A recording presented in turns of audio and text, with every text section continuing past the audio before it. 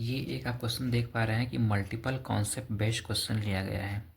ये एक क्वेश्चन ऐसे डिजाइन किया गया है जिसमें आपका simple concept centre of mass का और प्रोजेक्टाइल मोशंस के कॉन्सेप्ट का यूज करके एक क्वेश्चन को डिजाइन किया गया है ताकि दो कॉन्सेप्ट एक क्वेश्चन से कवर किए जा सके। बहुत इंपॉर्टेंट क्वेश्चन है, देखने में बड़ा है लेकिन बड़ा लॉजिकल क्वेश्चन है। क्वेश्चंस देखते हैं क्या दिया हुआ है। इसमें दिया हुआ है कि ए बम्ब of mass m is throne at the speed of u at angle theta from the horizontal. At the highest point it explodes. Two parts, one part mass m/3 immediately come to rest. Find the distance from the origin to the point where the other part strike on the ground. इसमें questions में ये बोल रहा है कि एक बम है जिसको हम लोग प्रोजेक्ट करते हैं, हॉरिजॉन्टल से जो एंगल है थीटा है, मास उसका आयाम है यू से करते हैं, तो हाईएस्ट पॉइंट पे हुआ एक्सप्लोर्स कर जाता है। उसका जो पहला पार्ट होता है m/3 वहीं पे रेस्ट पे आता है और दूसरा पार्ट दूसरी जगह चला जाता है। तो बताओ कि उसके जो है ओरिजिन से दूसरे पार्ट का डिस्टेंस क्या है। ठीक है, तो फिजिक्स में सबसे इम्पॉर्टेंट जो सॉल्यूशन करने का तरीका ये होता है कि आप अच्छे से डायग्राम को बनाए, फिर क्वेश्चंस क्या कह रहा है वो आसानी से सब कुछ दिख जाता है। ठीक है, ट्राई करते हैं। जैसे अगर हम जैसे से बोल रहे हैं क्वेश्चन वैसे से करते जाएंगे कोई। ठीक है, जैसे ये आपका सिस्टम बना लिए, मान लीजिए हम कह रहा है यहाँ पे जैसे जैसे क्वेश्चन से कह रहा है वैसे वैसे आप केवल करते जाइए। ठीक है, इन्होंने कहा है कि बम को मास m है, तो मान लीजिए बास किसी भी u जो m मास का है और उसका जो वेलोसिटी क्या दिया गया है u से प्रोजेक्ट किया जा रहा है। एंगल फ्रॉम द हॉरिजॉन्टल, कहाँ से? हॉरिजॉन्टल से एंगल, मतलब एक्स एक्सिस से एंगल कितना दिया हुआ है? थीटा दिया हुआ है। ठीक है, यहाँ पे क्वेश्चन थोड़ा सा अलग डिजाइन किया जा सकता है। हॉरिजॉन्टल से दिया है तो वर्टिकल से भी दे सकता है, तो अभी हम केवल क्वेश्चंस ले रहे हैं हॉरिजॉन्टल वाले। ठीक है, अब हाईएस्ट पॉइंट पे ये क्या कर रहा है?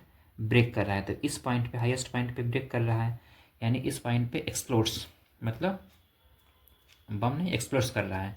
तो एक पार्ट जो है यहीं पे, ठीक है, मास मान लीजिए m था, तो क्या दिया है कि one part mass m/3 immediately come to rest. Rest पे आएगा, मतलब यहाँ पे अगर रेस्ट पे आएगा यहाँ पे गिरेगा। ठीक है, तो मान लेता हूँ ये m/3 का मास आपका यहाँ पे है।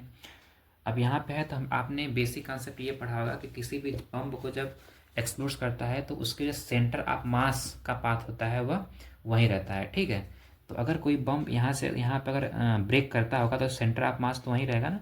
प्रोजेक्टाइल मोशंस में आपने पढ़ा होगा, बेसिक कॉन्सेप्ट उसमें पढ़ाए जाते हैं। ठीक है, तो उसका सेंटर ऑफ मास का पाथ तो वहीं रहेगा, तो सेंटर ऑफ मास का जो पाथ है वो यही है। ठीक है, इसे पैराबोला बोला जाता है। तो COM सेंटर ऑफ मास का जो पाथ है वो ये है। ठीक, अब देखिए अगर सेंटर ऑफ मास यहाँ पे है तो दूसरा पार्ट जो एक्सप्लोड किया गया, जो दूसरा पार्ट है 2m/3 वो कहीं ना कहीं यहाँ पे होगा। तो मैं मान लेता हूँ ये कहाँ पे दूसरा पार्ट 2m/3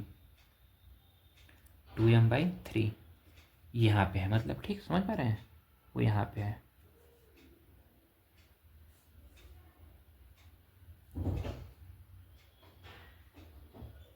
यहाँ पे है। अब देखिए मैं ऐसा क्यों बोल रहा हूँ, क्योंकि सेंटर ऑफ मास यहाँ पे है। तो अगर सेंटर ऑफ मास का मतलब ये होता है कि सेंटर ऑफ मास का मतलब दो मास, एक मास ये है एक मास ये है, तो दो दो इस सिस्टम एक ही मास का है ना। इस सिस्टम का सेंटर ऑफ मास जब भी होगा इसके बीच में होगा, इसलिए मैं दूसरा मास यहाँ पे लेता हूँ। तो क्वेश्चंस में क्या कह रहा है कि यहाँ से ओरिजिन मान लो आपके पास यहाँ पे है ओ से यहाँ तक का डिस्टेंस जो मास आपका ब्रेक किया है, दूसरा वाला पार्ट ये है, तो वहाँ तक का आपको डिस्टेंस निकालना है। इसको मान लेता हूँ मैं D। ठीक है, अभी हाईएस्ट पॉइंट पे ब्रेक किया है, इसका मतलब क्या हुआ, यहाँ तक, यहाँ से यहाँ तक का जो डिस्टेंस जाएगा क्या हो जाएगा? R/2 हो जाएगा। और पूरा डिस्टेंस यहाँ से सेंटर ऑफ मास तक का कितना हो जाएगा? R को रिप्रेजेंट करते हैं किससे? यस बोलो, R क्या हो जाएगा यहाँ से यहाँ तक का? रेंज। ठीक है, अब मैं मान लेता हूँ यहाँ से यहाँ तक का डिस्टेंस क्या है? X है। ठीक, आप देख पा रहे हैं ये प्रोजेक्टाइल वाला कॉन्सेप्ट था, हाईएस्ट वाला पॉइंट, फिर ये रेंज वाला। अब देखिए हम लगाते हैं सेंटर ऑफ मास का कॉन्सेप्ट।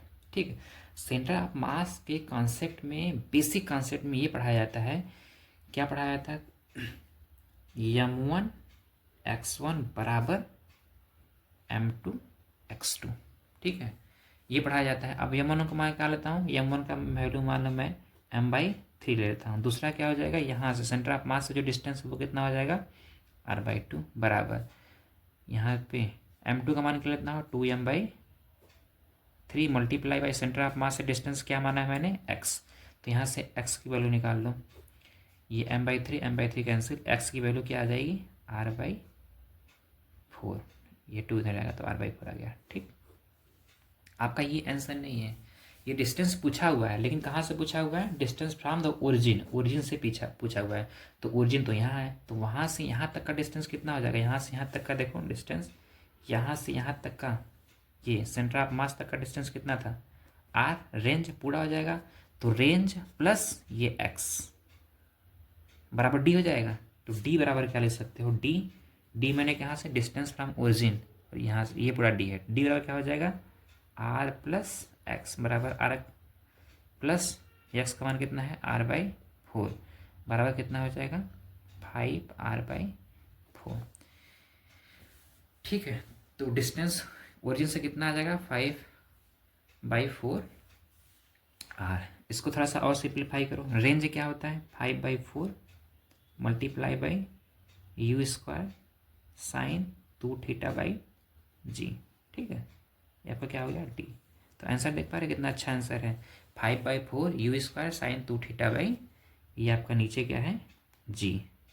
ठीक, तो आप देख रहे हैं इसमें 2 कॉन्सेप्ट यूज किए गए हैं और बहुत ही बेसिक कॉन्सेप्ट यूज किए गए हैं, बड़ा अच्छा क्वेश्चन है। ठीक।